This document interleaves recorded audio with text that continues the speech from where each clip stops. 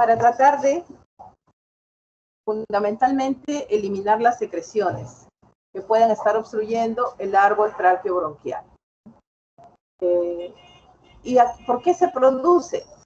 Porque se produce con una contracción sinérgica de los músculos respiratorios torácicos y abdominales, ¿no? La tos puede ser Antonio, no lo siento. A Fiorella le ha sido que varias veces también. ¿Pueden apagar su micro, por favor? Hay alguien que tiene su micro encendido. Sí, doctora, ya lo apagó, disculpe. Ya.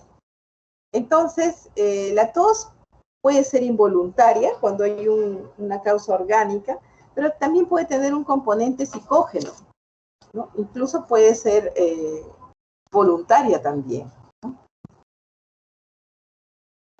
En realidad tiene una función protectora, por eso que la tos, cuando tiene producción de secreciones, no debe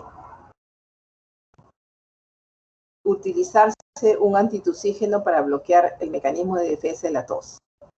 ¿Por qué? Porque la intención de la tos es eliminar las secreciones o algún cuerpo extraño que esté obstruyendo la vía aérea.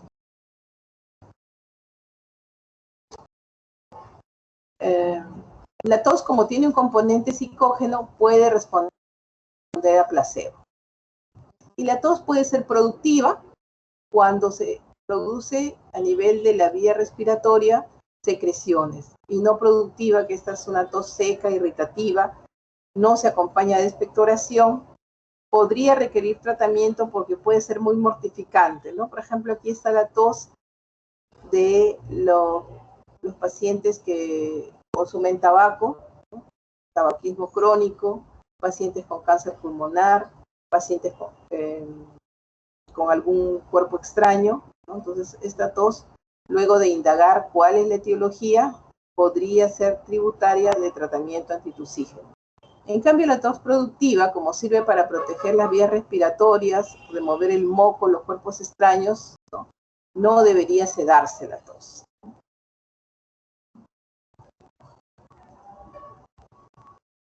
Hay muchas patologías que se pueden acompañar de tos. Las más comunes son las infecciones virales y las bacterianas. También el asma bronquial, la tos sobre todo es nocturna. La bronquitis crónica, que puede ser desencadenada por muchos irritantes. Las neumonías, las neoplasias malignas de pulmón, la insuficiencia cardíaca, incluso se puede acompañar de sibilancias. El reflujo gastroesofágico es una patología muy frecuente tanto en niños como en adultos. El reflujo gastroesofágico, que los alimentos están retornando del estómago hacia el esófago, por ahí una disfunción del esfínter cardioesofágico, y esto puede provocar microaspiraciones de las secreciones respiratorias o de las secreciones digestivas, y entonces este reflujo también va a producir tos. La rinitis retronasal y los cuerpos extraños. También hay fármacos que nos pueden provocar la producción de tos.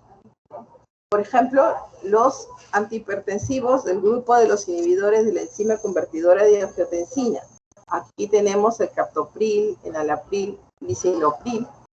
Más o menos el 10 al 30% de los pacientes que reciben estos antihipertensivos van a presentar tos, ¿no? Y muchas veces, y la tos puede ser exigente y puede ser una tos seca.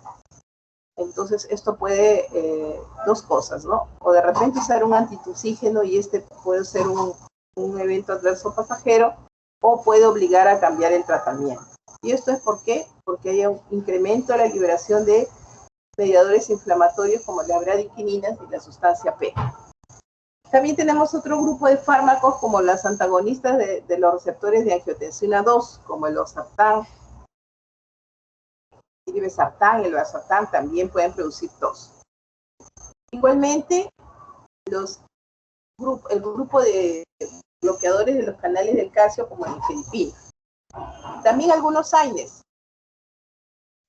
como las aspirina, el ibuprofeno, el diclofenaco y el piroxicam, ¿no? También pueden producir broncoespasmo, lo han estudiado dentro de sus efectos adversos, y pueden desencadenar tos. También tenemos que los bloqueadores beta-2 agonistas, también como el propanolol y el timolol, pueden ser condicionantes de la producción de tos. Entonces, siempre que hagamos una historia clínica de aquel paciente que viene a consultar por tos, debemos de investigar todas las causas que he mencionado.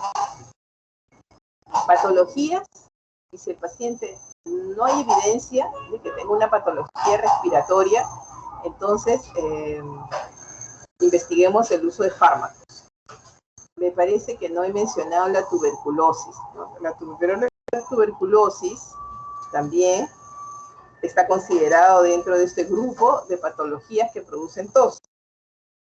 Es más, la definición epidemiológica de tos de más de 2 semanas obliga a la investigación de tuberculosis. Entonces, ha sido una omisión que tengo ahí en la diapositiva donde están las patologías, ¿no? Un tosedor de más de 2 semanas, tosedor crónico, obliga a hacer el despistaje de tuberculosis. Entonces, si nosotros llegamos a encontrar la etiología de la tos, lo más recomendable es hacer el tratamiento etiológico de la patología que produce la tos. Pero si encontramos, por ejemplo, que es una tos seca, irritativa, asociada a tabaquismo crónico, por ejemplo, o a la lesión que puede haber producido un cuerpo extraño luego de la remoción del cuerpo extraño, entonces sí le podemos dar un tratamiento sintomático, ¿no? Entonces, como dice acá, sobre todo en niños lactantes, la tos productiva, que cumple su papel de mecanismo de defensa, no debe ser bloqueada con los antitusígenos. Entonces vamos a ver la clasificación de los antitusígenos que se va a realizar de acuerdo a su mecanismo de acción. Tenemos aquellos antitusígenos de acción central que van a actuar sobre el centro de la tos, que está ubicado en el bulbo raquídeo, muy cerca del centro del vómito, ¿no? Y aquí tenemos los derivados opiáceos y no opiáceos. También tenemos aquellos fármacos que actúan inhibiendo la rama aferente del reflejo de la tos. Aquí tenemos los derivados de los anestésicos locales. Tenemos otro grupo de antitusígenos que van a bloquear la rama eferente del reflejo de la tos. Tenemos los antihistamínicos, ¿no? Bloqueadores H1 y los anticolinérgicos. Y otros que no los podemos clasificar en un determinado grupo y que pueden tener otros mecanismos de acción. Incluso hay algunos que pueden tener efecto antitusígeno a nivel central y a nivel periférico. Entonces, aquellos que actúan sobre el centro de la tos, tenemos los derivados opiáceos, ¿no? Como la codeína, el dextrometorfano y la noscapina. Aquellos que actúan sobre la rama aferente del reflejo de la tos, tenemos el benzonatato, pues, que es un derivado de la benzocaína, y la lidocaína, que se puede administrar en forma tópica. ¿Cómo actúan aquellos que actúan en el centro de la tos? Actúan produciendo una depresión a nivel del sistema nervioso central, produciendo una disminución del umbral de la sensación de la tos.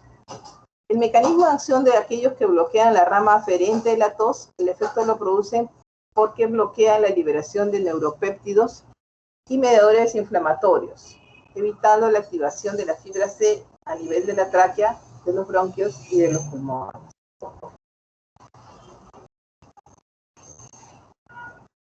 Aquellos que modifican los factores mucociliares, que actúan sobre las ramas del eferente, el reflejo de la tos, tenemos los que ya hemos estudiado en el capítulo de antihistamínicos, como la destacan su efecto antitusígeno, la difenhidramina, la clorfenamina, el astemisol y la loratadina.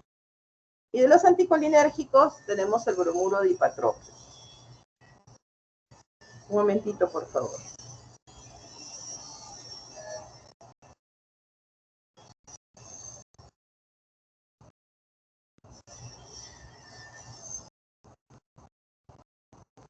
No, esto no se incrementa por la demanda de la resistencia, porque son unos pobres, ¿ya?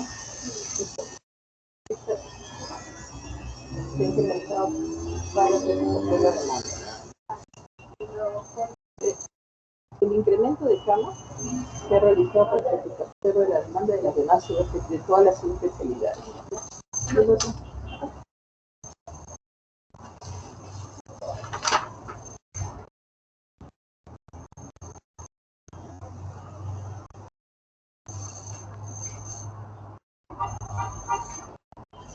Sí.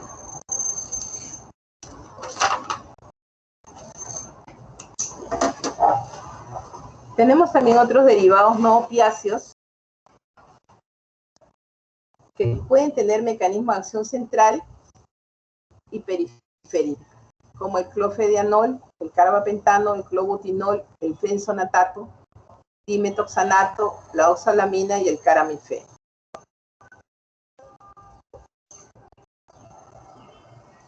Vamos a desarrollar sobre la codeína. La codeína es el alcaloide natural del opio, que también se le conoce como la planta de la dormidera. Químicamente es la metilmorfina. La codeína conocemos que es un analgésico central potente y también tiene un efecto antitusígeno muy importante tanto por vía oral como por vía parenteral. Su principal uso de la codeína es como analgésico y porque actúa a nivel de los receptores MU, los receptores opioides MU. Pero también, dado su importancia en el tratamiento de la tos, es el prototipo de los antitusivos. Entonces, por sus dos efectos es muy utilizado, ¿no? Por ejemplo, en las tos que son de difícil control, ¿no? Por ejemplo, en la tos del cáncer pulmonar, aparte que le da un efecto analgésico, también va a inhibir el reflejo de la tos a nivel vulvar. La forma de presentación es en forma de cristales inodoros e incoloros, ¿no? Es un polvo cristalino blanco. O sea, hay cristales y hay polvo. Cristales son inodoros e incoloros. La farmacocinética. La codeína, como antitusivo, se puede administrar por vía oral y por vía parenteral. Por vía oral lo podemos utilizar en la mayor parte de los casos, incluso es 60% más eficaz como antitusivo que por vía parenteral. Pero hay casos en que el paciente no tolera la vía oral, por ejemplo, pacientes en etapa terminal del cáncer, entonces tendríamos que administrarlo por vía parenteral. Se metaboliza a nivel hepático, ¿no? Un 10% se desmetila y da morfina. La eliminación es por vía renal. Tiene una duración corta, de 2 a 4 horas. En adultos podemos darle una dosis de 10 a 20 miligramos cada 4 o 6 horas por vía oral, con un máximo de 120 miligramos al día. Tenemos también codeína en tabletas de liberación prolongada. Aquí le podemos dar 50 miligramos cada 12 horas. En los niños de 6 a 12 años podemos darle de 5 a 10 miligramos cada 4 a 6 horas. Y si necesitamos darle el tratamiento a niños menores de 2 a 6 años, es 1 miligramo por kilo por día, ¿no? O 0.525 miligramos por kilo cada 6 horas.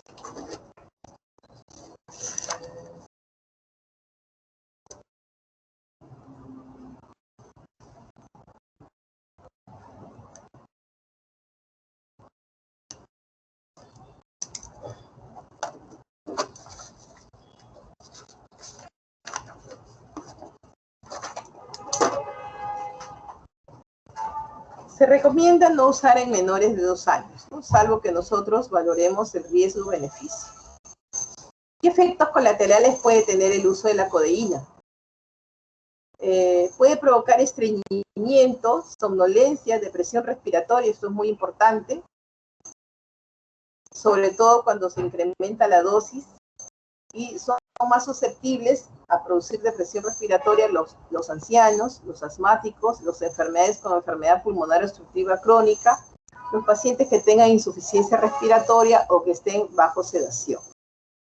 También puede producir espesamiento de la secreción bronquial, en algunos casos hipersensibilidad, que es un poco rara.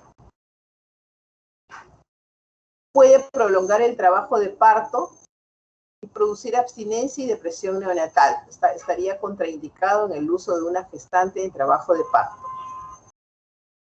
Igual, no se recomienda administrarlo mientras la madre está dando lactancia materna, porque puede alcanzar altas concentraciones en la leche materna.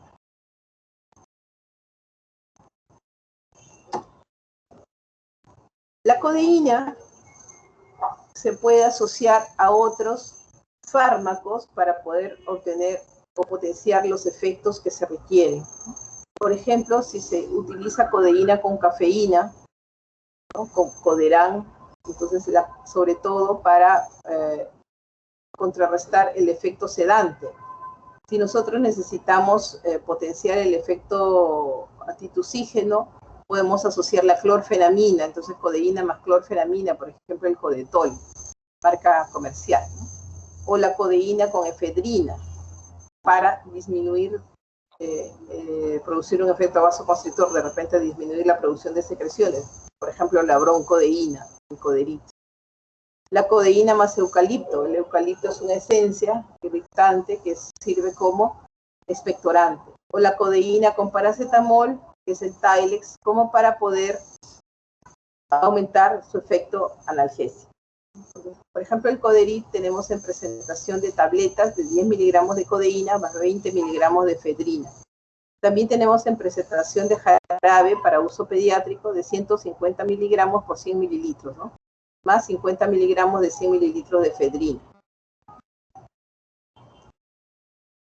Otro antitusígeno muy importante y de bastante uso común por su accesibilidad es el dextrometorfano. El dextrometorfano también es un derivado opiáceo, pero no tiene efectos opioides ni propiedades analgésicas. Viene a ser químicamente el dextro-3-metoxi-N-metilmorfina, ¿no? Y por eso se llama dextrometorfano, porque es el isómero dextrógiro de un análogo de la codeína, que es el evorfanol.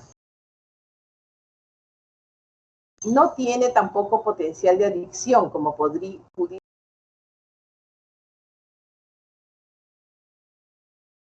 a pesar de que es un derivado opiáceo. Actúa sobre el centro de la tos, situado en la médula oblonga, que es el bulbo raquídeo. Ejerce su acción central elevando el umbral de la tos y tiene mínima posibilidad de adicción y menor intolerancia digestiva en relación a la codeína. O sea, como antitusígeno, si no necesitamos un efecto analgésico, podría tener ventajas en relación al uso de la codeína.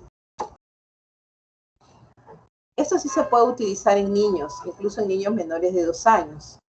Se puede usar solo o combinado con antihistamínicos. En realidad, la combinación de antitusígenos con otros efectos, con otros fármacos que pudieran tener también efecto antitusígeno podría aceptarse, ¿no? Pero lo malo es que tiene dosis fijas. Entonces, la Organización Mundial de la Salud no lo recomienda. Sin embargo, nosotros vemos que sí se expenden esos productos de antitusígenos combinados con antihistamínicos.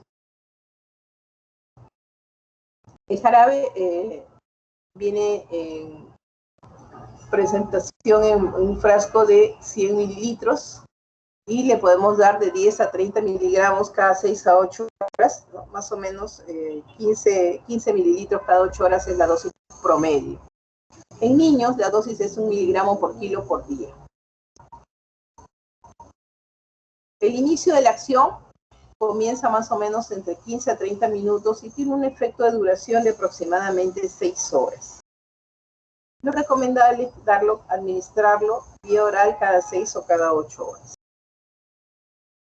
Está recomendado en la tos crónica no productiva o irritativa, asociado también a estados alérgicos, faringitis, laringitis, tabaquismo crónico, neumonitis, estados catarrales.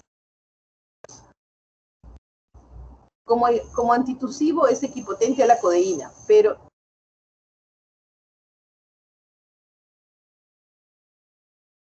farmacodependencia. Se absorbe bastante bien y rápido por vía oral, aproximadamente a los 15 a 30 minutos, la máxima concentración es a las 2 horas. También se metaboliza a nivel hepático y se excreta por vía renal. Tiene una vida media más prolongada que la codeína, ¿no? Por eso como antitusígeno es mejor que la codeína.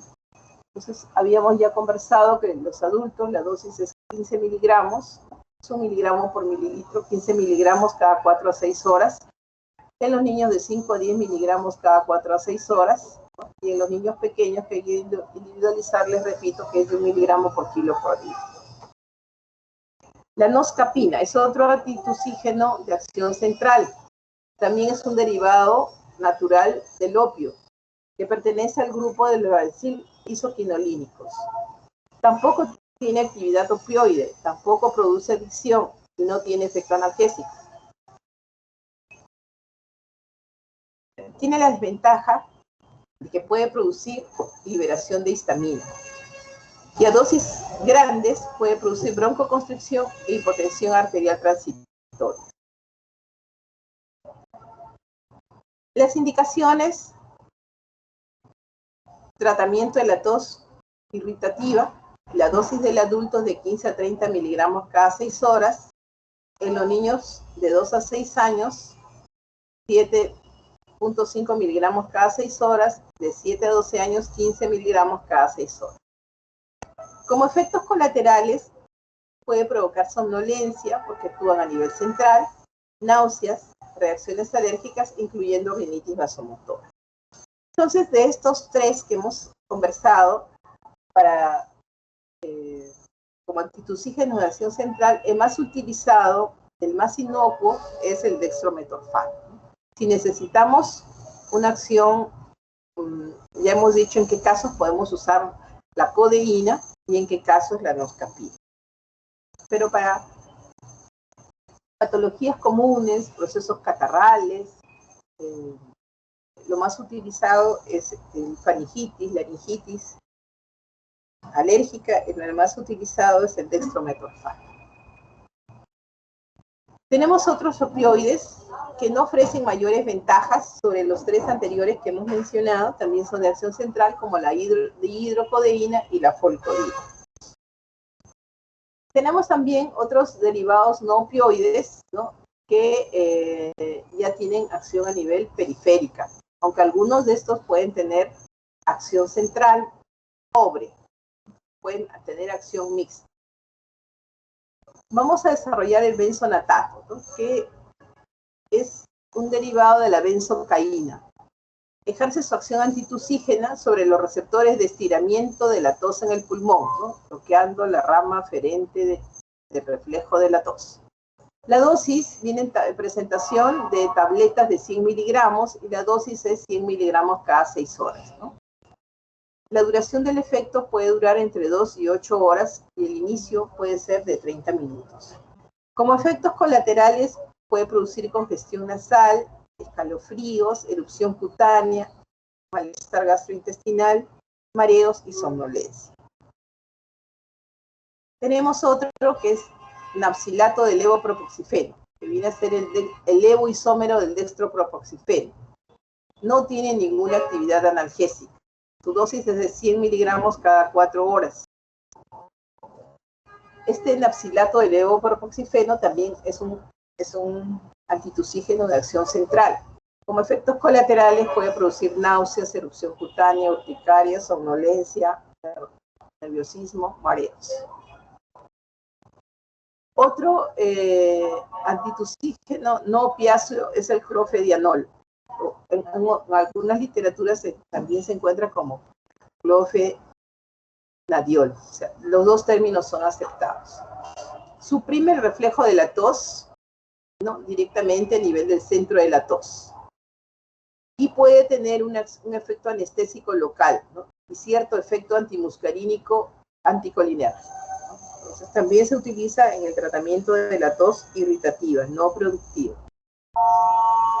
Estructuralmente se relaciona con la difenhidramina, que es un bloqueador H1, y posee efectos antihistamínicos. Entonces se utiliza también en el tratamiento sintomático, sobre todo como tiene efecto antihistamínico, en las toses de tipo alérgico, faringitis, alergitis, traqueitis alérgica.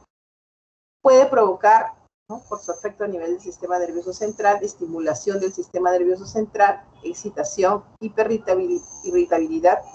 Puede provocar en los niños, sobre todo, pesadillas y alucinaciones, ¿no?, que se van a suspender al suspender el tratamiento. Tenemos otro antitusivo como la clopidogrel, también indicadas, ¿no?, en el tratamiento de la tos irritativa y se utilizan en niños mayores de 12 años. También es de acción central, actúa selectivamente sobre el centro regulador de la tos, pero también se describe que puede tener acción relajante sobre los bronquios y leve acción antihistamínica. O sea, primero hemos desarrollado los antitusígenos de acción central que actúan exclusivamente sobre el centro de la tos. Después estamos mencionando aquellos que tienen acción mixta, tanto acción central sobre el centro de la tos, disminuyendo el umbral para la tos y bloqueando el reflejo aferente de la tos, y también pueden bloquear las ramas eferentes como los antihistamínicos. La clopidogrel está indicado, está contraindicado en los niños menores de 2 años, en las mujeres embarazadas y en las mujeres que dan de lactar. Como RAMs poco frecuentes tenemos que puede provocar somnolencia y sequedad de la mucosa oral. El clobutinol también es un antitusígeno de acción central. Está indicado en el tratamiento sintomático del reflejo de la tos y de la tos no productiva, ¿no?, sobre todo cuando se asocia a reflejos inflamatorios. Un momentito, por favor.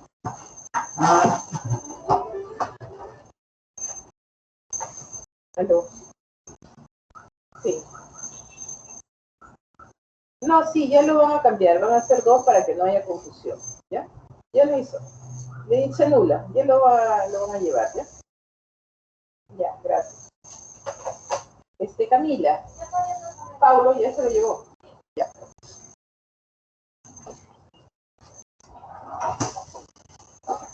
Bueno, entonces el clobutinol es efectivo en el tratamiento de la tos irritativa, ¿no? Se puede utilizar también después de procedimientos quirúrgicos. Por ejemplo, si se remueve un cuerpo extraño, se va a quedar una irritación.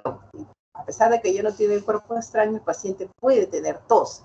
En estos casos se puede utilizar estos antitusígenos, ¿no? Después, luego de procedimientos endoscópicos, por ejemplo, una broncofibroscopía, una toracocentesis, o una tos irritativa posterior a intubación endotraqueal. Muchas veces el paciente ahora, por ejemplo, en estos casos de pacientes COVID que están intubados por mucho tiempo, luego van a quedar con una tos seca, muy mortificante. En estos casos se puede utilizar todos estos antitusígenos. Están contraindicados cuando se ha demostrado que hay hipersensibilidad a clobutinol durante la gestación en el primer trimestre, en el asma bronquial y en casos de insuficiencia respiratoria.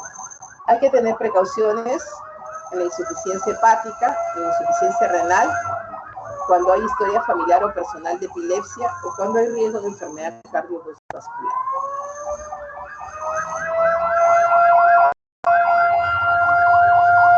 Vamos a esperar que pase la ambulancia. Bueno, la levodopa es un antitusígeno ya de acción periférica y ejerce un efecto anestésico e inhibe las vías aferentes que regulan el reflejo de la tos.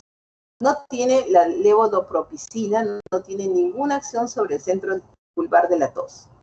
Su efecto se inicia más o menos a 1 hora y dura aproximadamente 6 horas, ¿no? Esto está indicado en los casos de hipersecreción de moco e hiperactividad bronquial. Por ejemplo, en las bronquiectasias. Se administra por vía oral y se absorbe rápidamente.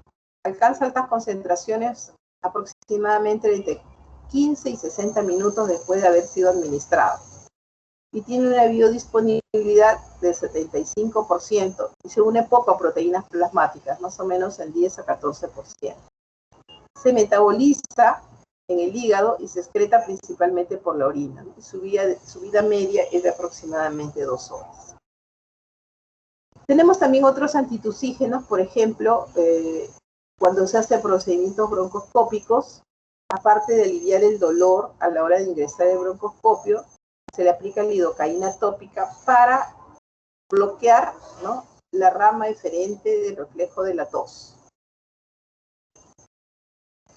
Y tenemos anticolinérgicos como el bromuro de hipatropio. El bromuro de hipatropio es un anticolinérgico que va a disminuir, tiene cierto efecto antitusígeno, bloqueando la rama eferente del reflejo de la tos, y también tiene propiedades anticolinérgicas, ¿no? Disminuye la producción de secreciones, también tiene cierto efecto antiinflamatorio. En realidad, la combinación de antitusígenos, como les vuelvo a repetir, no está recomendada por la Organización Mundial de la Salud. Sin embargo, nosotros y ustedes van a poder comprobar que se venden muchos fármacos antitusígenos combinados con simpático-miméticos, como la efedrina. La efedrina, por su efecto vasoconstrictor, ¿no?, y broncodilatador, asociado a descongestionantes como el mentol, asociados a antitusígenos a mucolíticos, asociados a antibióticos, que tampoco no es muy recomendable, asociados a antihistamínicos, que sí podría tener efecto beneficioso, ¿no? Antitusígeno más un antihistamínico tipo clorfenamina o tipo difenhidramina va a potenciar su efecto antitusígeno. Asociado a anticolinérgicos, como los sucedáneos de la atropina, como el bromuro de hipatropio. Asociados a anestésicos locales, hemos visto que la benzocaína, la lidocaína puede tener efecto antitusígeno. Asociados a los AINES, hemos visto, ¿no?, la codeína asociada al paracetamol, Coleric. ¿Por qué la tos provoca dolor? Alguien que haya tenido un proceso, ahora los pacientes de COVID, ¿no?, les duele mucho la espalda cuando tosen. Es una tos que produce una tos, al inicio es tos irritativa, seca, luego se vuelve tos con producción de secreciones y después otra vez los pacientes que están post-COVID se quedan con una tos muy irritativa. En algunos casos se puede utilizar asociado a esteroides. No se recomienda asociarlo a vitaminas. Y también hay antitusígenos que se combinan con estimulantes respiratorios que producen un efecto irritativo para tener un efecto expectorante, como el alcanfor. Entonces, efectivamente, a pesar de que se comercializan, no están recomendados, no tienen una base farmacológica o una evidencia clínica de que tenga mayor efecto la combinación de dos fármacos a dosis fija. Pasaremos a los mucolíticos y expectorantes. Entonces, la idea de esto, de usar estos fármacos, la intención de usar estos fármacos, es que muchas de las patologías respiratorias se acompañan de gran producción de secreciones. Y en algunos casos sí es beneficioso usar mucolíticos y expectorantes. Esos mucolíticos y expectorantes son modificadores de las características de la secreción bronquial y el objetivo es facilitar la expulsión de las secreciones traqueobronquiales. Los mucolíticos, como su nombre lo dice, quiere decir que van a producir un efecto lítico sobre el moco. Ustedes saben que la secreción bronquial tiene muchos componentes, tiene abundante cantidad de moco, tiene la mayoría de secreciones, cuando son fluidas, tiene abundante cantidad de agua.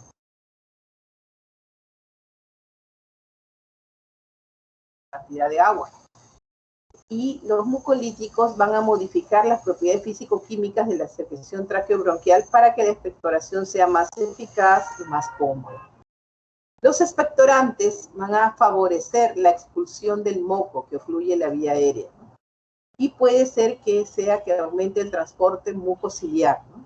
Ustedes saben que el transporte mucociliar va a favorecer que las secreciones se eliminen en contra de la gravedad. pueden aumentar también el reflejo toxígeno y el volumen hídrico. Muchos de los expectorantes, como les repito, son irritantes de la mucosa del tracto gastrointestinal y por vía refleja van a producir incremento de la expulsión del moco, de las secreciones mucosas o mucopurulentas que hayan en el tracto respiratorio, alto y bajo. Pero su eficacia clínica realmente es cuestionada, ¿no? Entonces, ¿se usan? Sí, pero que farmacológicamente estén muy recomendadas, no siempre, no siempre, en todos los casos que haya tos productiva. Los mucolíticos pueden actuar por diversos mecanismos de acción. Pueden disminuir la tensión superficial de la secreción bronquial. Puede alterar las fuerzas de asociación intermolecular. Rompe las fuerzas de cohesión intramolecular, por ejemplo, rompen los puentes disulfuro. Con algunos de estos medicamentos, o sea, pueden tener mucho efecto in vitro, pero in vivo no se puede demostrar la misma eficacia que in vitro. Hay estudios que muestran que puede haber mejoría clínica, ¿no? Y que puede favorecer la disminución de la viscoelasticidad del moco, pero hay otros fármacos que no se ha demostrado beneficio alguno.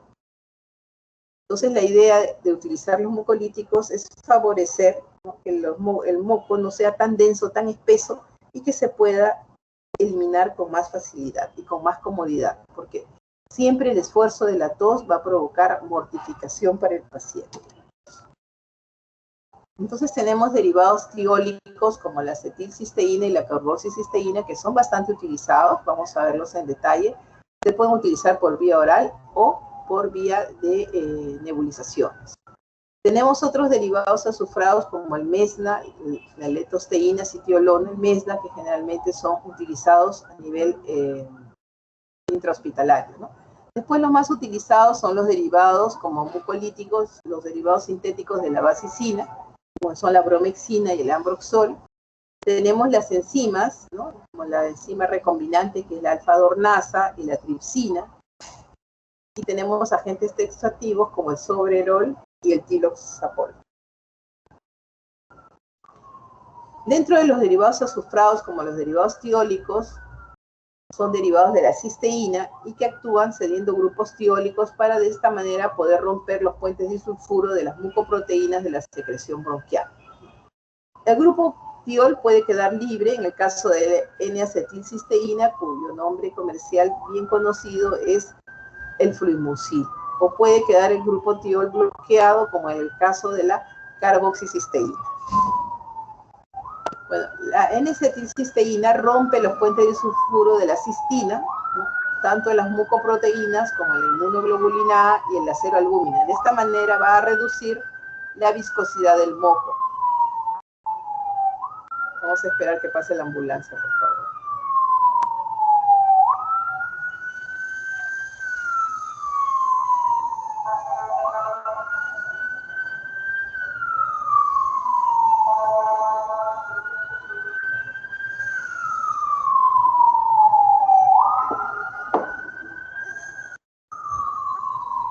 La acetilcisteína impide la activación de los factores de transcripción inflamatorios, por lo que también podría tener cierta acción antiinflamatoria.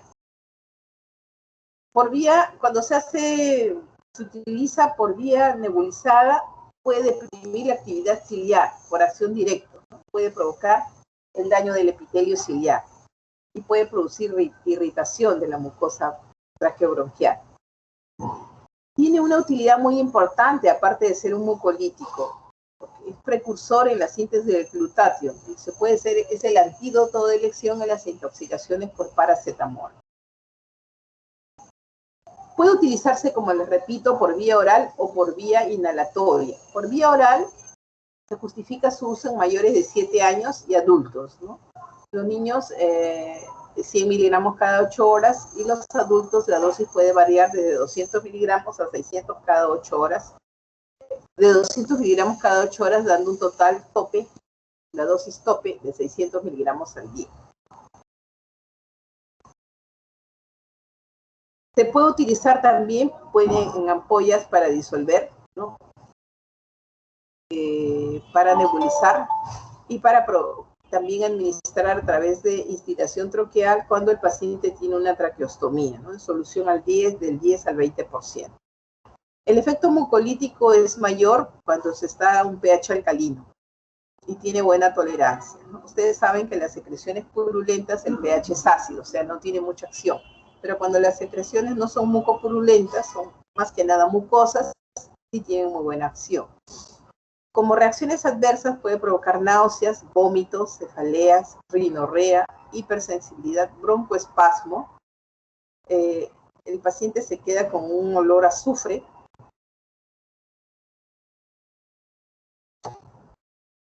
La bromexina y el ambroxol, que son los más utilizados en la patología como mucolítico y como mucolítico.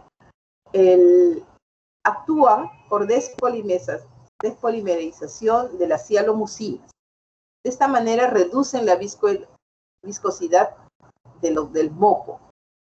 El ambroxol es el metabolito activo de la bromexina y es tan potente como la bromexina.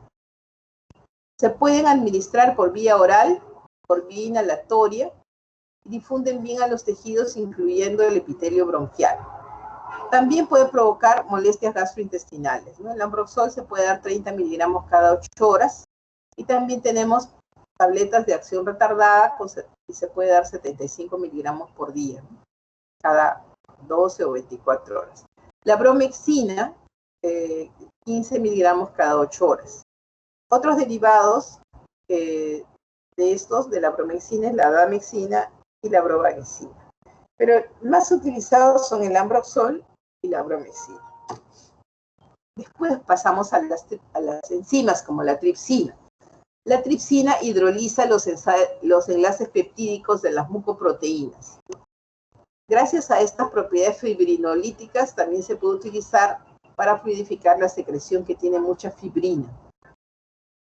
Se puede administrar vía aerosol, ¿no? 25.000 a 125.000 unidades por sesión, diluidas, ¿no? Se diluye la ampolla en 5 mililitros de suero fisiológico, ¿no? Las ampollas vienen de 25.000 unidades. La alfa-dornasa. La alfa-dornasa es más moderna, ¿no? Es la desoxirribonucleasa tipo 1, humana, pero que se comercializa, es la forma de un producto recombinante que se obtiene por ingeniería genética. Ustedes lo han expuesto en el seminario que hemos tenido. Exclusivamente, su costo todavía sigue siendo muy elevado y se utiliza mucho en el manejo de los pacientes con fibrosis quística. Porque en estos casos, ¿no? Que sabemos que la fibrosis quística es una enfermedad genética en que está alterado el gen que provoca la transductancia del cloro a nivel de las células exocrinas. Entonces actúa fundamentalmente, produce lesiones a nivel del páncreas, a nivel pulmonar y también a nivel intestinal. Entonces produce unas secreciones anómalas, ¿no? Y en el caso de la fibrosis quística, esta secreción es muy rica en ADN, porque tiene una gran infiltración gran proceso inflamatorio, ¿no? Con gran infiltración masiva de neutrófilos. Y el mecanismo de acción es que rompe el ADN producido por los neutrófilos, ¿no? Y de esa manera reduce la elasticidad y la adhesividad del escudo. También se administra por vía de nebulizaciones, ¿no? Y de esta manera las modificaciones que se producen sobre la secreción mucosa en la fibrosis quística van a facilitar su eliminación a través de la expectoración.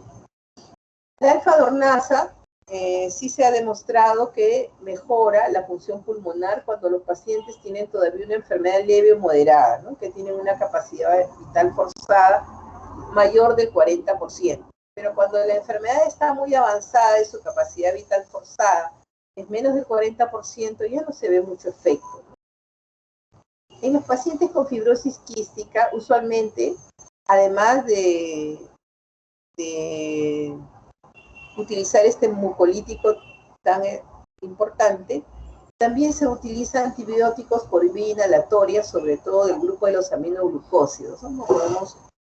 Se utiliza bastante la tobramicina, la canamicina.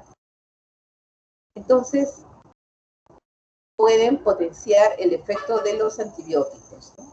La alfa-dornasa es bien tolerada, aunque puede provocar de forma irritativa, ronquera, laringitis. Muy raras son las erupciones dérmicas.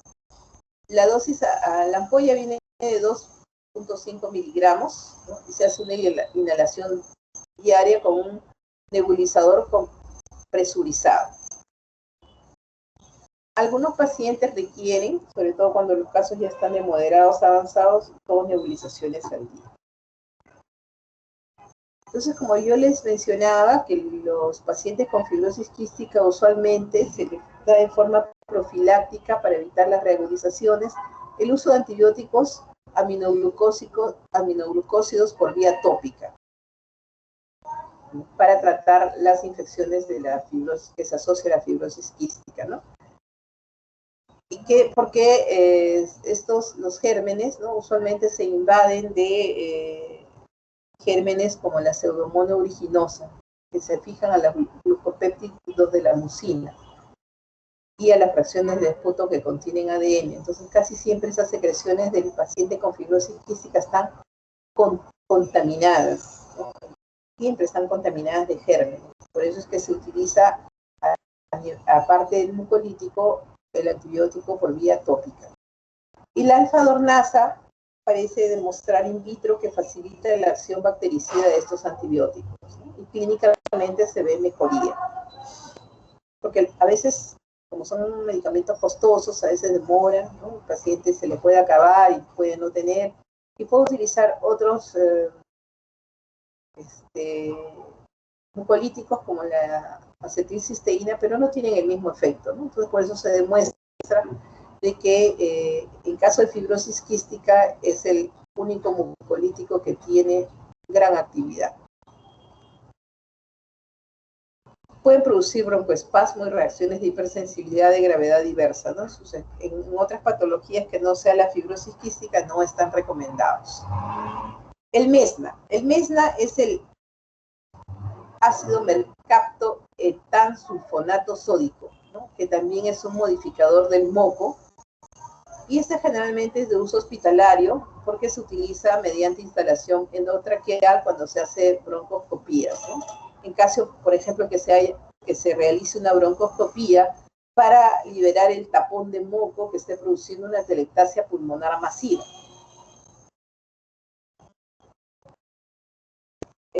Si se administra en aerosol puede producir broncoespasmo. Aquí sí existe incompatibilidad con antibióticos como la streptomicina, o sea, los aminoglucósidos, streptomicina, neomicina, su uso prácticamente está reservado para uso hospitalario. Sus indicaciones incluyen patologías de tipo obstructivo, ¿no? Que conllevan acúmulo de grandes cantidades de moco bronquial. Por ejemplo, las broncopatías exudativas, como las bronquictasias, que a veces tienen broncorrea importante.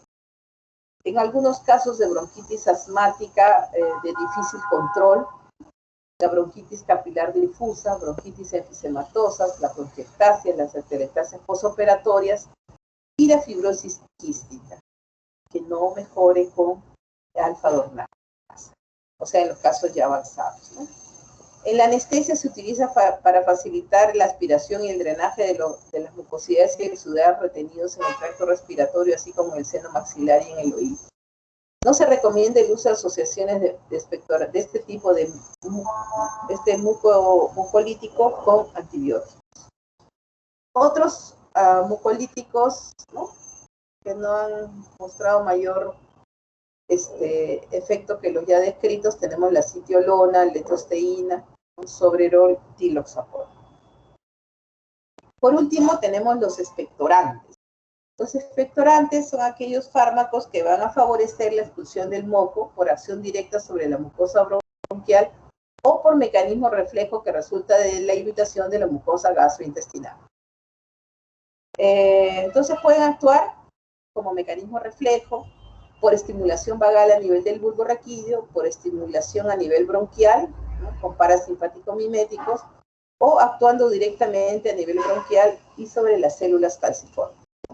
Entonces, de acuerdo a su mecanismo de acción, se van a a clasificar en expectorantes de acción directa. Aquí tenemos los aceites esenciales, los bálsamos, como el bálsamo de Tolú, el anhídrido carbónico, el vapor de agua, ¿no? Los vapores de etanol, actúan directamente sobre las células caliciformes bronquiales, ¿no?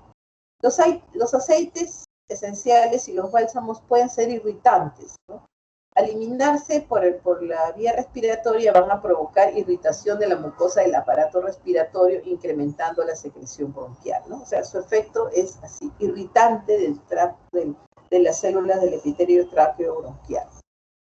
Después tenemos los expectorantes de acción refleja. Aquí tenemos las saponinas, los compuestos de amonio, que son los más utilizados, como el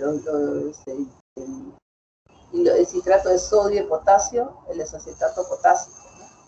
Actúan de una manera refleja por irritación de la mucosa gástrico-duodenal y produce por vía vagal irritación del tracto respiratorio. Y los expectorantes de acción mixta, como los derivados yodados, ¿no? Pero en realidad no existen pruebas convincentes acerca de la capacidad de estos fármacos para inducir o mejorar la expectoración. De todas maneras, como provocan irritación, ¿no? Entonces la producción de tos forzada hace que el paciente expectore con más facilidad. Después tenemos las esencias, ¿no? Derivadas de los terpenos, como el eucalipto, el menol, el hidrato de terpina, que también tienen acción irritante de la mucosa respiratoria. Y la ipecacuana, que es irritante de la mucosa gástrica. Los yoduros, de los yoduros, el más utilizado son los yoduros de potasio y el yoduro de sodio. Aumenta la secreción acuosa de las glándulas submucosas, al igual que de las glándulas salivales y de la mucosa nasal. Su acción puede ser directa por estimulación de un reflejo vagal gastropulmonar. Se eliminan en parte por la mucosa de las vías respiratorias, donde también pueden ejercer cierta acción mucolítica. La eficacia no está demostrada, ¿no? Pero se ve beneficios, sobre todo en el paciente asmático, que tiene gran producción de secreciones, ¿no? Ustedes vamos a ver en la próxima clase que el asma generalmente es desencadenado por infecciones virales. Entonces el virus produce daño a la mucosa traqueobronquial y aumenta las secreciones, ¿no? Y son muy viscosas. Entonces pudieran ayudar en el caso de los casos de asma bronquial. Producen fluidificación del tapón bronquial. Por lo menos podrían tener cierto efecto placebo. Por último, vamos a mencionar a la solución salina hipertónica, muy utilizada en la actualidad y que se utiliza por vía de nebulización. El suero salino hipertónico, una concentración del 3.5 al 7%, por vía de nebulizaciones puede provocar tos e hidrata las secreciones, ¿no? Produciendo un incremento de la depuración o el aclaramiento mucociliar. Pero también puede tener un efecto contraproducente, provocando broncoespasmo por irritación y broncorrea, ¿no? Y esto va a exigir que la enfermera esté atenta para aspirar las secreciones del paciente. En realidad, las medidas generales son muy importantes en el manejo de estas patologías respiratorias que provoquen gran producción de secreción, ¿no? Seguimos insistiendo que el agua es el mejor mucolítico y el mejor expectorante, ¿no? Que actúa como un fluidificante de las secreciones. Entonces siempre hay que mantener muy hidratado al paciente en las patologías de los EPOCs, pacientes con traqueostomía, pacientes con asma bronquial, pacientes que tengan infecciones de vías respiratorias. Hay que mantener una hidratación adecuada. Recomendamos siempre cuando el paciente esté enfermo, ¿no? Con una traqueobronquitis, por ejemplo, aguda, viral, bacteriana, por favor, ingiera de 2 a 3 litros adicionales a los líquidos que usted suele. Y eso sí va a fluidificar las secreciones y va a mejorar la expectoración. En el asma bronquial también. Mientras el paciente se va recibiendo su tratamiento, ¿no? Vía inhalatoria, entre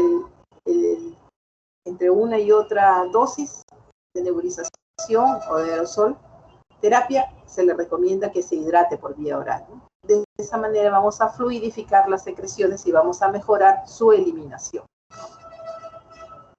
También, eso ya es una práctica muy antigua y un tanto que tampoco favorece mucho porque puede tener efecto irritante, es modificar el ambiente de la habitación, ¿no? Ustedes, a lo mejor cuando han sido chicos, sus abuelitas los han hecho evaporaciones de eucalipto, de mentol, de mentolato, ¿no? De Vivaporub. Entonces, eso podría provocar irritación, de hecho que provocan irritación, y de esa manera favorecen la eliminación de las secreciones, pero a veces es muy irritante y no es, digamos que el beneficio no es tanto en comparación con la irritación que provoca, porque pueden producir más tos y más broncoespasmo. Ahora, el mejor fluidificante es el agua hervida tibia, aunque a algunos pacientes no les gusta ingerir el agua. Menos mal que las generaciones más jóvenes sí están acostumbrándose a ingerir el agua pura, ¿no? Sin combinarlo con infusiones ni consumos de frutas. Sin embargo, se recomienda que si el paciente no le gusta el agua al natural, puede combinarlo con infusiones, pero que no sean tan irritantes, ¿no? Con líquidos claros, por ejemplo, infusión de anís, infusión de manzanilla, ¿no? Puede ingerir consumo de frutas, sobre todo las frutas cítricas, que tienen abundante contenido de vitamina C, pueden favorecer también el manejo del paciente cuando está con una patología aguda. Las bebidas calientes pueden tener un efecto suavizante, pero las bebidas, como dicen, digamos, en el lenguaje corriente, no médico, las bebidas al tiempo son las mejores, ¿no? Ni heladas ni muy calientes. La inhalación, como les repito, de los vapores de agua con infusiones de eucalipto, de romero, de lavanda, podrían ayudar a licuar las secreciones pulmonares, pero con la desventaja de que pueden incrementar la tos y producir mayor hiperactividad de la vía aérea. Lo que sí no debemos favorecer cuando el paciente tiene alguna patología que esté en ambientes de aire seco, ¿no? Y se pueden recomendar el uso de humidificadores para niños y personas con problemas respiratorios. Por ejemplo, los pacientes que están con ventilación crónica en su domicilio, ¿no? Cuando tienen alguna patología que reagudice algún proceso crónico, entonces es importante mantener bien humidificada el ambiente. En los pacientes con patologías bronquíticas crónicas debemos de evitar las inhalaciones de polvo, ¿no? Evitar la inhalación del humo del tabaco y los cambios bruscos de temperatura, que definitivamente van a causar mayor producción de secreciones, ¿no? Por ejemplo, si alguien viene de un ambiente, caminando, ahora que estamos en verano, ha caminado largos trechos, está transpirando y entra a un ambiente donde hay aire acondicionado, eso, cambio brusco de temperatura, le va a producir también irritación y aumento de la producción de secreción. No debemos dejar de recomendar que cuando hay patologías tanto agudas como crónicas, se favorece mucho el paciente con los ejercicios respiratorios y drenaje postural.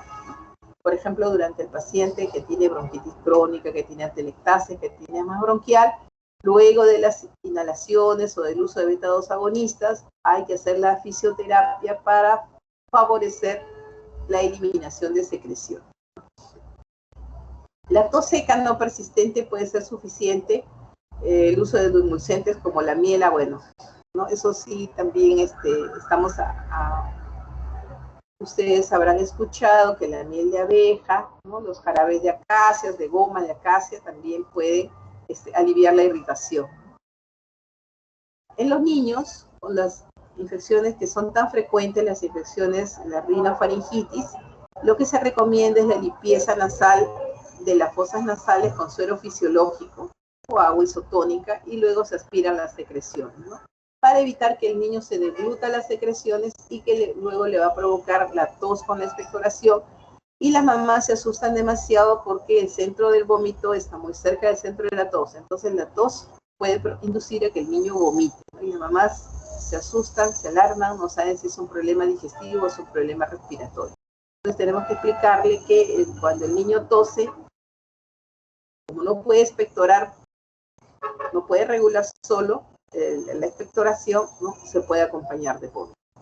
Incluso a veces se eliminan las secreciones no solo por la vía digestiva, sino también por la nariz. Y eso asusta demasiado a los padres. Y no nos olvidemos de que la mayoría de las patologías agudas que provocan la situación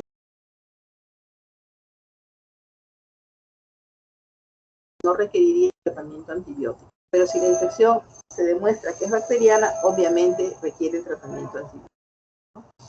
Entonces, como conclusiones, existen muchas dificultades metodológicas para evaluar la eficacia farmacológica de estos fármacos, ¿no? Nos remitimos a los mucolíticos y expectorantes, ¿no? Podrían ser muy eficaces in vitro, pero es difícil demostrar que in vivo tienen la misma efectividad, ¿ya?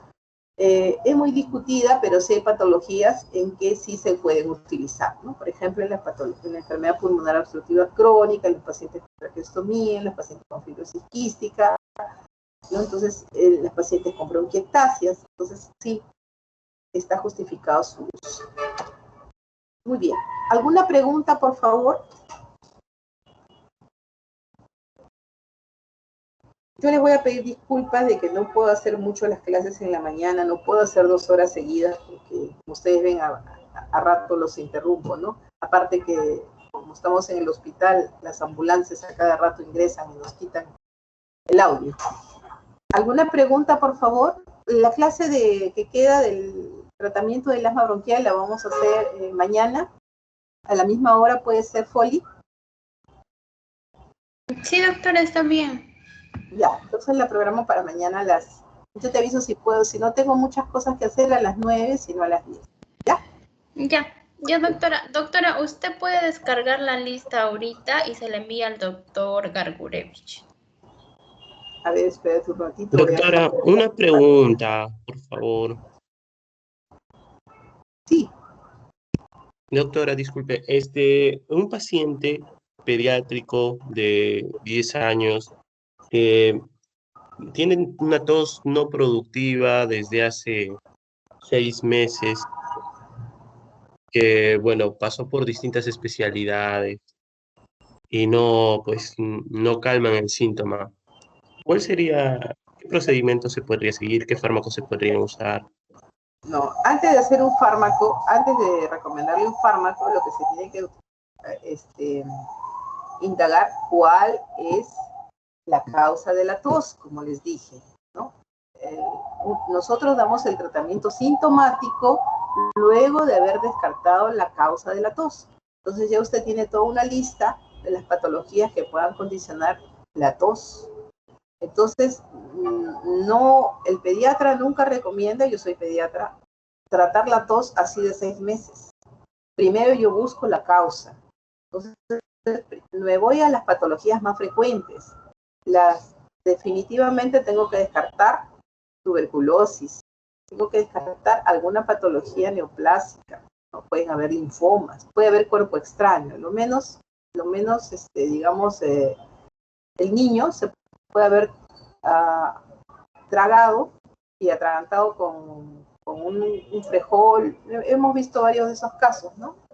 Ese niño ya tiene radiografía de tórax, o sea, mínimo hay que hacerle sus estudios completos, radiografía de tórax, broncoscopía, toma de muestras para infecciones crónicas, que la más frecuente en nuestro medio es la tuberculosis, pero luego también hay que investigar hongos, porque a veces los niños son muy intrépidos, no sé de qué niño se trata, pero a lo mejor ha ingresado, si ha tenido viajes fuera de Lima, hay que ver el antecedente epidemiológico, muchas veces han ingresado a las cuevas, ¿no? O a sitios que puedan haberse invadido por hongos. El Aspergillus fumigatus, por ejemplo, también provoca tos, es un hongo que está produciendo una infección muy cótica, pero como el paciente se puede defender, entonces no podemos sedar la tos de un paciente que no sabemos. Puede también tener algún grado de reflujo gastroesofágico, estoy hablando de patologías frecuentes en los niños, ¿no? El cáncer pulmonar no es frecuente en el niño, no es frecuente, pero sí tenemos que buscar hacer primero una radiografía, imagen tomográfica, si encontramos algo sospechoso en la imagen tomográfica, hacer una resonancia, si no, una interconsulta con el médico, el neumólogo pediatra, hacer una broncoscopía, toma de muestras de secreciones, hacer estudios, pues de repente es una tos alérgica, el paciente puede tener un cuadro de hiperreactividad bronquial, de repente no tiene patología, eso cómo se ve, con historias buscando atopía familiar, o el niño puede haber tenido antecedentes de otras alergias respiratorias, puede haber tenido rinitis, tenga una rinosinusitis, eso también es frecuente, ¿no? Como les dije al inicio, una rinosinusitis crónica, ¿no? El paciente en las noches hay un síndrome rinosinusal muy frecuente como causa de hiperactividad bronquial. Entonces hay que buscar. Usted me dice que ha ido a varios especialistas, pero hay que ver si le han tomado las muestras, si le han hecho una nasofibroscopía, de repente puede tener hipertrofia adenoidea, o sea, son muchas causas que puede ser, ¿no? No podemos decir un fármaco, ahí tiene usted todos los antitusígenos que hemos utilizado, pero la principal recomendación es investigar cuál es la causa de esa tos. Y lo más probable que sea una tos. Si es que no tiene ninguna otra patología asociada, que pueda ser una tos alérgica. Y eso ya vamos a ver mañana con el manejo así integral del paciente asmático. No necesariamente tiene que ser asmático, de repente no hace broncoespasmo, ¿no? Pero puede tener hiperactividad bronquial. Entonces se manifiesta por tos, ¿no? Y de repente es una tos espasmódica, no logra hacer un broncoespasmo marcado, pero sí es una tos irritante, ¿no? Esa tos que usted me manifiesta, ¿es una tos seca o una tos productiva? Una tos seca, doctora. Ya. Su estudio radiográfico... ya entiendo, doctora. Y en caso de una tos alérgica, y de todas maneras, el tratamiento lo vamos a ver mañana. Hoy día no lo vamos a...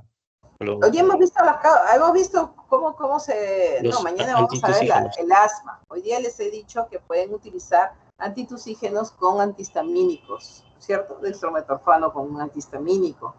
Puede ser, porque si es una tos alérgica, seca, irritativa, sí puede ser. O sea, la laringitis, las traqueitis, las faringitis alérgicas se pueden tratar con antitusígenos y antihistamínicos. Eso he dicho ahora. Ahí revisa. ¿Ya? Sí, Pero doctora. Gracias, doctora. primero tenemos que ver la causa de la tos, porque la tos es un mecanismo de defensa. Ahí nos está anunciando que tenemos que investigar la causa. ¿Ya? Muy bien. ¿Alguna otra pregunta, por Gracias, favor? doctora. No hay por qué. Si no hay preguntas, entonces damos por concluida la clase. A ver, voy a ver la lista. Poli.